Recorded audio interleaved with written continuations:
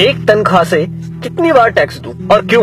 जवाब है, मैंने 30 दिन काम किया, तनख्वाह ली, टैक्स दिया, मोबाइल फोन खरीदा, टैक्स दिया, रिचार्ज किया, टैक्स दिया, डेटा लिया, तब टैक्स दिया, बिजली ली, फिर टैक्स दिया, घर लिया, टैक्स दिया, टीवी फ्रिज आदि लिए, टैक्स दिया, कार ली, टैक्स दिया, पेट्रोल लिया, फिर टैक्स दिया, सर्विस करवाई, टैक्स दिया, रोड पर चला, फिर भी टैक्स दिया, टोल पर फिर टैक्स दिया, लाइसेंस बनवाया, टैक्स दिया, गलती की तो टैक्स दिया, रेस्टोरेंट में खाना खाया तो टैक्स दिया, पार्किंग का टैक्स दिया, पानी लिया उस पर टैक्स दिया, राशन खरीदा उस पर भी टैक्स दिया, कपड़े जूते किताबें ली उस पर भी टैक्स दिया, टॉयलेट गया उस पर भी टैक्स दिया, दवाई ली तो भी टैक्स दिया, गैस ली टैक्स दिया, सैकड़ों और चीजें ली और टैक्स दिया, कहीं फीस दी, कहीं बिल, कहीं ब्याज दिया, कहीं जुर्माने के नाम पर तो कहीं रिश्वत के नाम पर पैसे देने ही पड़े।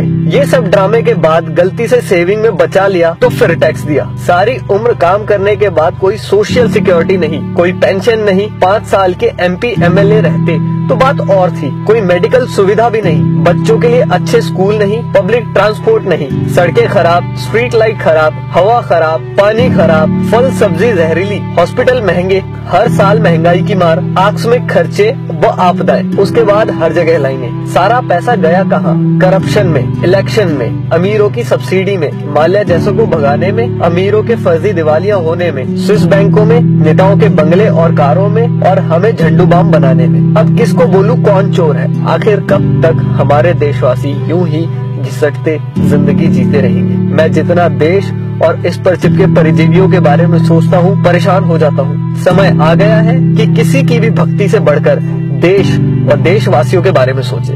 प्लीज इस वीडियो को शेयर करके देश के हर नागरिक तक पहुंचाएं। धन्यवाद।